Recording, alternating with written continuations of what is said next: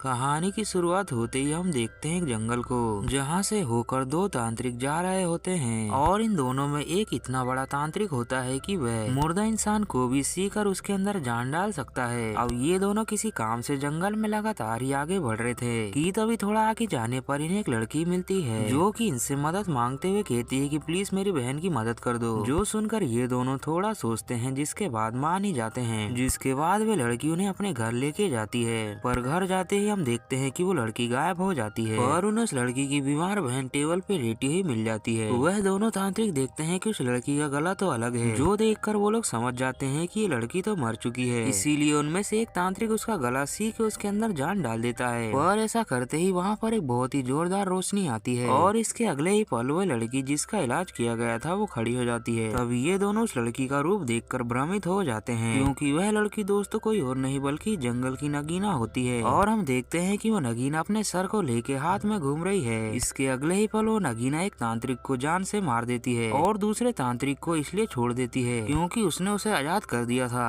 और इसके कुछ घंटों के बाद जब उस तांत्रिक की नींद खुलती है तो वह देखता है कि वो तो कहीं और ही आ चुका है। और होश में आने के बाद वो पिछली रात के बारे में बहुत ही ज्यादा सोचता है। और इसके थोड़ी देर के बाद जब वो घर पहुँचता है तो उसकी पत्नी उससे पूछती है कि तुम पिछली रात पे कहाँ थे, लेकिन वो तांत्रिक कहता है कि मुझे कुछ भी नहीं पता। दरअसल पिछली रात के बारे में वो तांत्रिक भूल चुका था। लेकिन हम देखते हैं कि वो नगीना तांत्रिक का पीछा करते हुए उसके घर तक आ गई और वह उस तांत्रिक की पत्नी से कहती है कि मैं बहुत दूर से आई हूँ। दरअसल मुझे दूसरे गांव जाना था लेकिन मैं भटक चुकी हूँ, तो क्या मैं कुछ दिन तक यहाँ रह सकती हूँ। तो यह बात सुनकर तांत्रिक की पत्नी सोचती है कि चलो कुछ ही दिन की तो बात है, इसीलिए वह उस नगीना को अपना दूसरा घर दे देती है। जिसके बाद हम उस राज्य के राजा को देखते हैं जो कि बेहद शर्मीला और डरपोक टाइप का राजा होता है। इसी वजह से वो हमेशा अपने चारों तरफ सिपाही को रखा करता था। खैर इसके बाद रात होते ही हम देखते हैं नगीना को जो कि इस गांव के लोगों को मारने लगती है। दरअसल वो तांत्रिक के पीछे इसलिए आई थी ताकि वो यहाँ के लोगों को मार सके। अब अगले दिन होते ही हम देखते हैं कि योद्धा को जो कि चुड़ैलों को मारने का काम किया करता था और ये बेहद ही बहादुर होता है। वह योद्धा जब रात में अपने घर की ओर जा रहा होता है कि तभी वह नगीना उसे आम आदमी समझ के उसके ऊपर हमला कर देती है, जो देखकर वो योद्धा भी उसके ऊपर हमला करने लगता है। और कुछ ही देर की लड़ाई के बाद वो नगीना समझ जाती है कि योद्धा बलवान है, इसीलिए वह जल्दी से वहाँ से भाग निकलती है। यहाँ से जाते ही उसकी मुलाकात तांत्रिक की पत्नी से होती है और ये दोनों बैठ के बातें करने लगते हैं कि तभी तांत्रिक की पत्नी कहती है कि मैं बहुत ही ज्यादा कमजोर हूँ और आए दिन मुझे कुछ न कुछ होता ही रहता है। जिस पर वो नगीना कहती है कि टेंशन क्यों लेती है, मेरे पास एक घोल है जिसको पीने के बाद तुम पूरी तरह से ठीक हो जाओगी। वहीं दूसरी तरफ राजा के सिपाही तांत्रिक के घर आए होते हैं क्योंकि इन्हें तांत्रिक से कुछ काम होता है। लेकिन कुछ देर तक दरवाजा खटखटाने के बाद जब कोई दरवाजा नहीं खोलता तो वह दोनों खिड़की से झांकने लगते हैं, जहाँ का नजारा देखने के बाद ये दोनों सिपाही शौक हो जाते हैं और अगले ही पल वो लोग गिर के वहाँ बेहोश हो जाते हैं। दरअसल इन दोनों सिपाहियों ने देखा कि इस रूम में नगीना अपने पूरे रूप में आके तांत्रिक की पत्नी को मारने की कोशिश करती है और उन दोनों सिपाहियों के गिरने की वजह से तांत्रिक की पत्नी उठ जाती है। जिसके उठते ही वो नगीना वह घोल उसे देती है। तांत्रिक की पत्नी उस घोल को पीने के बाद अपने घर वापिस आ जाती है और घर आने के बाद तांत्रिक अपनी पत्नी को बड़े ध्यान से देखता है। दरअसल उसे अपनी पत्नी में वही नगीना दिखाई दे रही होती है। खैर इसके बाद रात में फिर से नगीना का वही गेम स्टार्ट हो जाता है, यानी कि बड़ी ही बेरहमी से लोगों की जान लेना। अब एक बार फिर से तांत्रिक की पत्नी नगीना के घर जाती है, जहाँ जाकर वो देखती है तो वहाँ नगीना नहीं होती और उसकी नजर तभी वहाँ की अलमारी पे पड़ती है जिनके अंदर कई सारी लाशें रखी थी, जो देखकर तांत्रिक की पत्नी बहुत ही ज्यादा डर जाती है और वो इसके तुरंत बाद ही अपने घर आके अपने पति के बाजू में सो जाती है। और इसके कुछ देर के बाद जब वो हिम्मत करके अपने पति को ये सब बताने की कोशिश करती है तो तभी अचानक से ही वो नगीना वहाँ पे आ जाती है, जिस वजह से वो लेडी बताते बताते रुक जाती है। अब वो दोनों राजा के सिपाही जो बेहोश हो गए थे उन दोनों ने जो देखा आके राजा को बता देते हैं, जो सुनकर राजा को यही लगता है कि शायद तांत्रिक की पत्नी ही नगीना है, इसीलिए वह तुरंत उसे पकड़ने का ऑर्डर दे देता है। पर इससे पहले कि ये राजा के सिपाही उसे पकड़ पाते तांत्रिक की पत्नी नगीना के रूप में बदलने लगती है। और ऐसा इसलिए क्योंकि नगीना ने जो घोल इसे पिलाया होता है उसी वजह से तांत्रिक की पत्नी नगीना के रूप में बदलने लगती है। और ये सारा सीन जैसे ही वहाँ के सिपाही देखते हैं तो वह लोग डर के मारे पीछे भागते हैं। इसके कुछ ही मिनटों में देखते देखते तांत्रिक की पत्नी नगीना बन जाती है और ऐसा होते ही वो सारे सिपाही इसके ऊपर हमला कर देते हैं और कुछ देर की जद्दोजहद के बाद वो लोग उसे पकड़ के जान से मार देते हैं। वहीं दूसरी तरफ तांत्रिक ये सोच के हैरान हो रहा होता है कि उसकी पत्नी नगीना थी, लेकिन हम देखते हैं कि अभी भी तांत्रिक की पत्नी जिंदा होती है और वो उसी रियल नगीना के साथ उसी जंगल में रहने लगती है। और वहाँ जाने के बाद भी तांत्रिक की पत्नी को उसकी याद आती लेती है, जिस पर नगीना उसे समझाती है कि अगर तुम यहाँ से गई तो वो लोग तुम्हें मार देंगे, इसीलिए अपने और अपनी पति की भलाई के लिए यहीं पे रहो।